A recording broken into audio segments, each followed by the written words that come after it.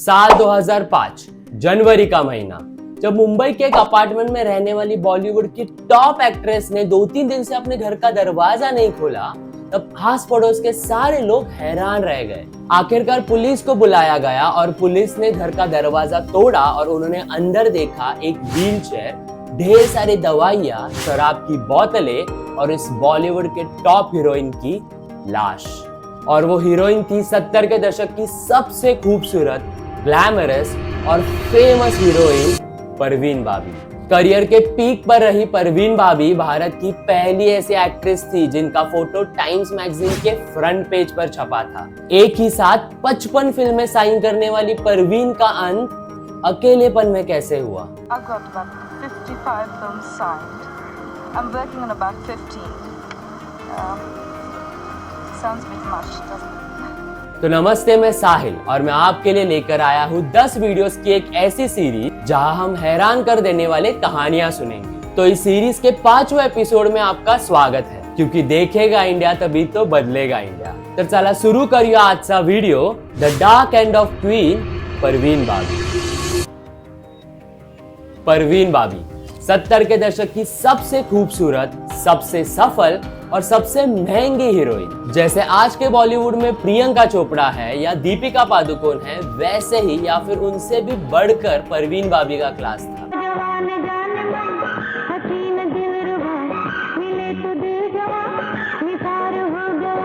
आज के Gen Z generation को शायद परवीन बाबी कौन है ये पता भी ना हो। उनके मूवी, सुपरहिट सॉन्ग्स, कंट्रोवर्सीज कितना चर्चे का विषय था, इसकी पूरी जानकारी आज हम लेंगे।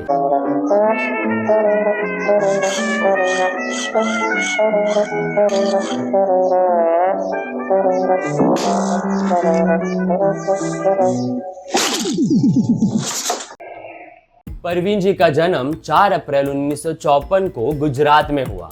उनकी फैमिली अच्छी खासी अमीर थी, पर उन्हें सबसे पहला झटका तब लगा जब उनके पिता की थ्रोट कैंसर की वजह से मौत हो गई। तब परवीन बाबी सिर्फ 4 साल की थी। उन्होंने अपनी स्कूल कंप्लीट करके 1972 में अहमदाबाद के एक कॉलेज से अपने आगे का एजुकेशन शुरू कर दिया। कॉलेज टाइम से ही उनको मॉडलिंग का बहुत शौक था। वो अक्सर फिल्मों की शूटिंग भी देखने जाया करती थी। 1972 में ऐसे ही एक फिल्म के शूटिंग के दौरान B.R. इशारा जी की नजर परवीन बाबी पर पड़ी। उनको परवीन बाबी का चेहरा बड़ा ही ब्राइट और फिल्मों के लिए परफेक्ट लगा। मैं अहमदाबाद में किसी फिल्म की शूटिंग कर रहा था। उस वक्त परवीन बाबी शूटिंग देखने आई थी। बहुत यंग थी, तो मुझे फेस उसका बड़ा इंटरेस्टिंग लगा, तो मैं उससे मिला और मैंने उससे पूछा कि फिल्म में काम करोगी? तो उसने कहा कि कहानी पसंद आएगी तो करूंगी। B.R. इशारा जी ने परवीन को फिल्मों के लिए ऑफर किया और वहां से शुरू हुआ परवीन बाबी का फिल्मी सफर। परवीन की पहली मूवी थी 1973 में आई चरित्र। नहीं, कुछ नहीं, बस यही कह रहे थे कि आपने हमेशा उन्हें गैर समझा है, गलत समझा है। वो कुछ ऐसा करना चाहते हैं कि जिससे आप उन्हें अपना समझने लगे। हालांकि मूवी फ्लॉप हुई, पर उस मूवी से सब जगह परवीन बाबी के ही चर्चे थे। सबकी नजरें इस नए आए हुए हीरोइन के ऊपर जैसे टिक गई। परवीन ने उनके एक इंटरव्यू में बताया कि उन्होंने एक ही साथ 55 फिल्में साइन की है। I've got about 55 films signed. I'm working on about 15. How long does each film take to complete? Each film takes about 1.5 years. Parveen बाबी के फिल्मी सफर का सबसे पहला ब्रेक थ्रू था अमिताभ बच्चन जी के साथ की हुई मूवी कालिया। मैंने क्या किया है? आपने एक दान दिया है। आपको मालूम हो कि वो दान आकर मेरी झोली में गिरा है। उसे आप वापस लेना नहीं चाहेंगे। उसके बाद हिट मूवीज की जैसे लाइन सी लग गई। अमर अकबर एंथनी, दीवार, सुहाग, द बर्निंग ट्रेन और ऐसे ढेर सारी मूवीज। सब जगह परवीन के डैशिंग लुक्स की चर्चा थी। उनके मॉडर्न और वेस्टर्न लुक्स के वजह से वो बाकी हीरोइन से काफी अलग थी। टाइम्स मैगजीन के फ्रंट पेज पर आने वाली वो इंडिया की सबसे पहली हीरोइन थी। परवीन बाबी करियर के पीक पर थी। लगता है ये दोनों मिले हुए हैं। लगता है दाल में जरूर कुछ काला है ना? इनको भी सबक सिखाते हैं। ओके, चल। अब हम उनके मूवीज के बारे में बात कर ही रहे हैं, तो उनका करियर शुरू हुआ 1973 से और 1988 तक उनके लगातार एक के बाद एक सुपरहिट मूवीज आते गए। पर हैरानी की बात यह है कि परवीन बाबी 1983 में ही गायब हो चुकी थी। 1983, the year when Parveen Babi disappeared. अब अगर वो 1983 में ही गायब हो गई थी तो अब उनके मूवीज 1988 तक कैसे आए? तो आइए सर, ये इस होटल का बेहतरीन कमरा है। इसमें स्पेशल बेड बनवाया गया है।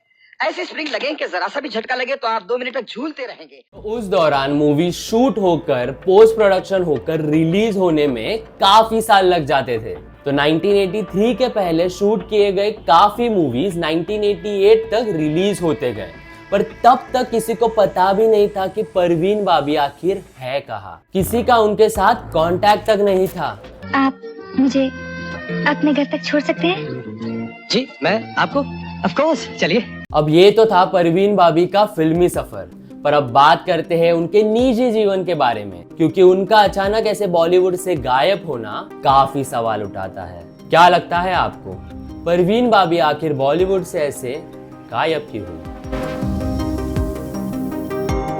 तो ये बात है 1969 में परवीन बाबी के बॉलीवुड में आने के बहुत पहले की, जब गुजरात में दंगों का माहौल था। तो परवीन के एक फ्रेंड ने उन्हें ढेर सारे गद्दों और मैट्रेसेस के नीचे छुपा दिया था, और तब परवीन बाबी को आया उनके जिंदगी का पहला पैनिक अटैक। उसके बाद उनके कराची के कजन के साथ उनकी एंगेजमेंट भी हुई थी, पर 1971 के इंडो पाक वॉर के वजह से वो भी टूट गई। उसके बाद जैसे ही वो फिल्मों में आई तो बड़े पर्दे पर उनकी और अमिताभ बच्चन की जोड़ी लोगों को बेहद पसंद आने लगी। हम दोनों एक ही रास्ते पे चल रहे थे और आपकी जिंदगी में एक ऐसा मोड़ आया जहां से आप वापस मुड़ सकती थी। लोगों ने तो उनका नाम अमिताभ बच्चन जी के साथ जोड़ भी दिया था, पर तब अमिताभ जी की शादी हुई थी, इसलिए इन खबरों को दबा दिया गया। एक दिए हुए इंटरव्यू में परवीन बाबी ने ऐसा कहा है कि अमिताभ बच्चन एक इंटरनेशनल गैंगस्टर है और वो परवीन बाबी की जान लेना चाहते हैं। उन्होंने इसके अगेंस्ट केस भी फाइल की है, पर अब तक कोई एक्शन नहीं लिया गया। उन्होंने ये भी स्टेटमेंट दिया था कि उनको किडनैप करके उनके कान के नीचे सर्जरी करके अमिताभ जी के गुंडों ने वहां एक ट्रांसमीटर फिट किया है। जब ये केस फाइल हुई तब कोर्ट ने परवीन जी की मेडिकल कंडीशन देखकर केस को रिजेक्ट कर दिया। Medical condition? कैसी मेडिकल कंडीशन?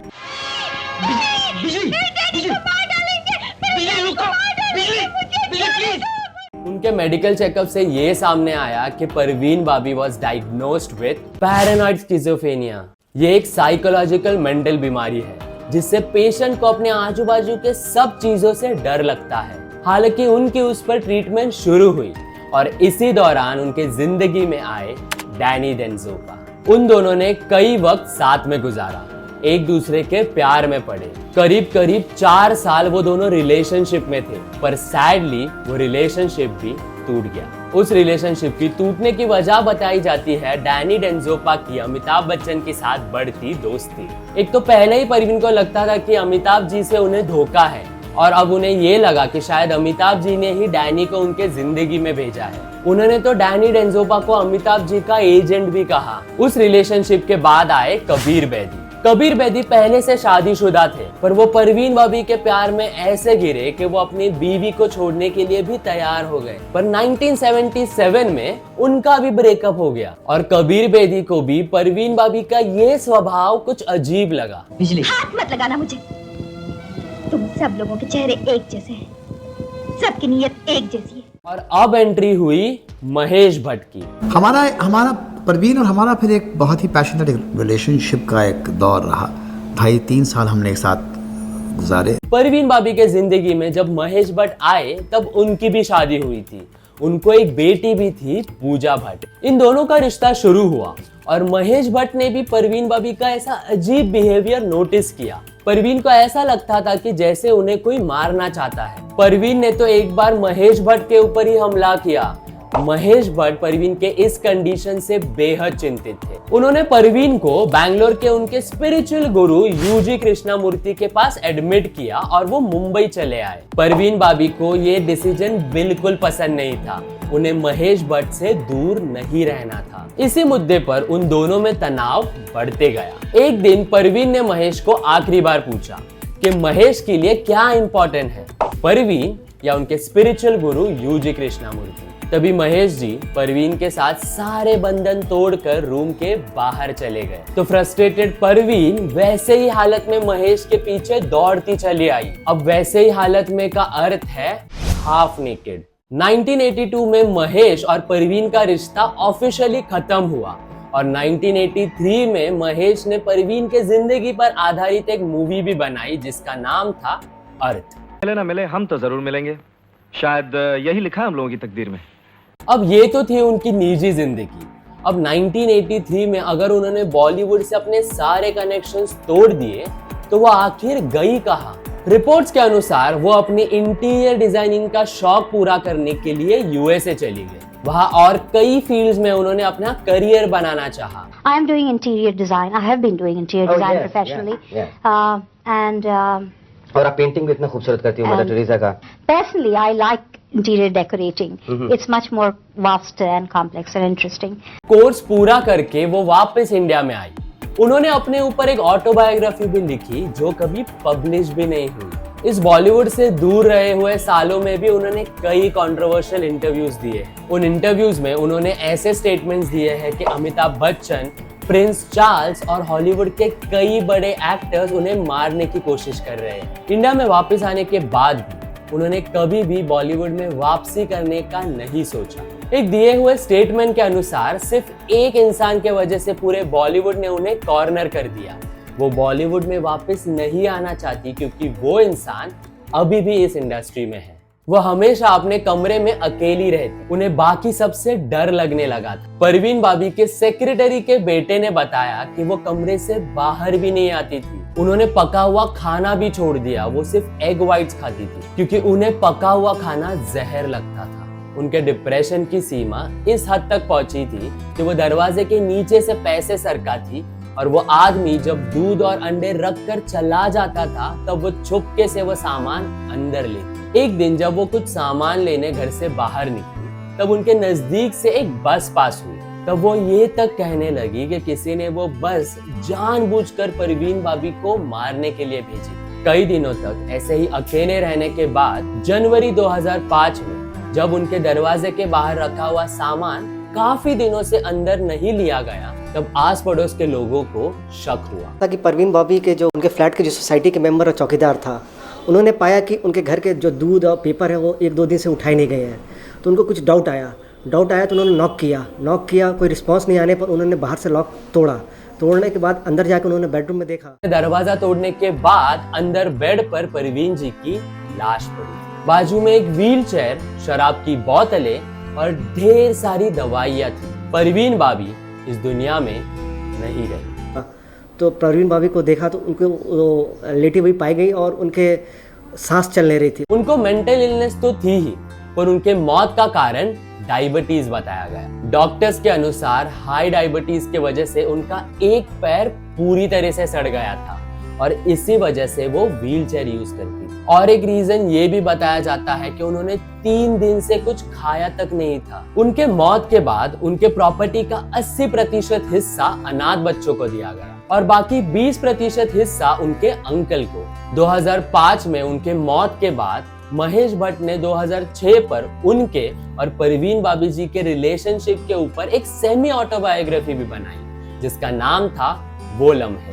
लेकिन इस घटना ने अनोखा मोड़ तब ले लिया जब फिल्म निर्देशक आदित्य गरेवाल भी इस झमेले में ना चाहते हुए भी शामिल हो गए। Nothing, just a tiff between two lovers, you know. वो कहते हैं ना कि बेगानी शादी में अब्दुल्ला दीवाना। तो ये थी 70 के दशक की खूबसूरत क्वीन परवीन बाबी की कहानी। इस वीडियो के माध्यम से मेरी परवीन बाबी को एक छोटी सी ट्रिब्यूट है। आपकी इस वीडियो के ऊपर क्या राय है मुझे कमेंट में जरूर बताइए। अगर आपको मेरी ये वीडियो पसंद आई हो तो ये वीडियो आपके फैमिली और फ्रेंड्स के साथ शेयर जरूर कीजिए। फिर मिलते हैं ऐसे ही एक नई कहानी के साथ हर मंगलवार और शनिवार सुबह 11 बजे सिर्फ द साहिल शो पर। So this is Sahil Pawar signing off. जय हिंद।